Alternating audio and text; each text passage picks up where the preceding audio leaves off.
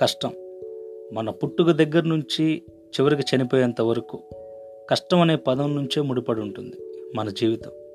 అమ్మ తన కడుపులో మనల్ని పెంచి మనల్ని కన్న తర్వాత ఏడుపుతో మొదలు పెడతాం జీవితాన్ని. అప్పటి నుంచి జీవితం అనే యుద్ధాన్ని సగం జీవితం తల్లిదండ్రులు పెంచితే మిగతా సగం మనం మన పిల్లల్ని పెంచాల్సి ఉంటుంది. కష్టాలు చాలా రకాలు.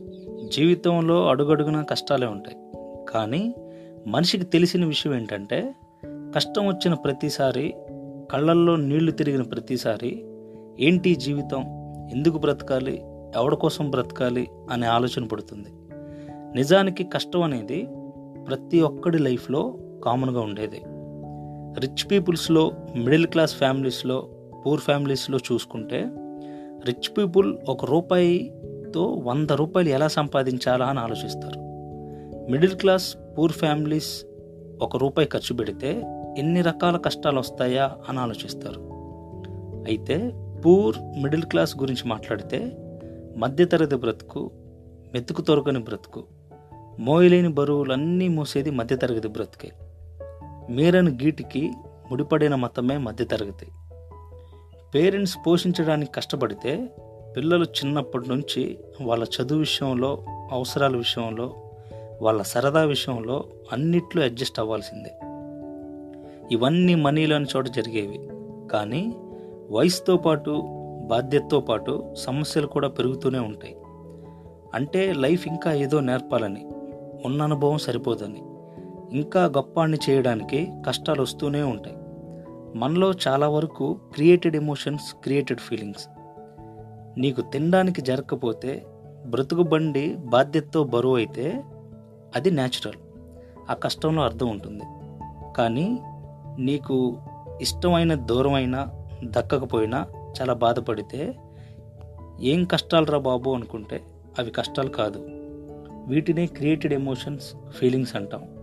90% ప్రజెంట్ జనరేషన్ ఇలానే ఉన్నారు.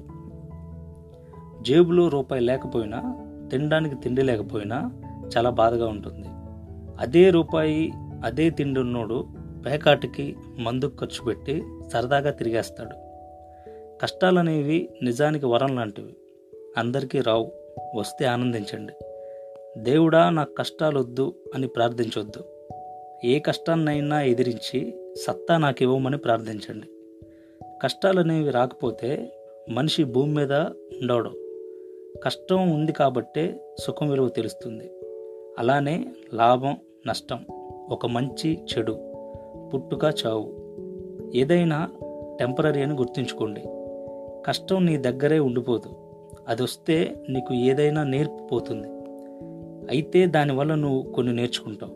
లాభం కూడా అంతే. అయితే బాగు చేస్తుంది, లేకపోతే చెడగొట్టిపోతుంది. కొంతమందికి కష్టం కలిసి వస్తే కొంతమందికి నష్టాన్ని తెచ్చిపెడుతుంది. నష్టం మంచి అనుభవాన్ని నేర్పుతుంది. కొన్ని కోట్లు ఖర్చు పెట్టిన అనుభవాన్ని సంపాదించలేవు. ఈ ప్రకృతి చాలా గొప్పది. మనిషికి వాడి జీవితాన్ని ఎప్పుడూ ఒకేలా ఉంచదు, బ్యాలెన్స్ చేస్తుంటుంది. ఎప్పుడూ లేని దాని గురించి బాధపడొద్దు. నీకంటే హీనంగా, నీచంగా బ్రతికే వాళ్ళు ఉన్నారు. గుడిమెట్ల మీద, ఫుట్పాత్ల మీద తినడానికి, బ్రతకడానికి లేక ఒక్క పూట అన్నం కోసం కడుపు మార్చుకొని పస్తులుండేవాళ్ళు ఉన్నారు.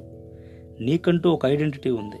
కానీ పుట్టిన వెంటనే చెత్త కుప్పలో పసిపిల్లల్ని పడేసిన పిల్లలు ఏం పాపం చేశారని?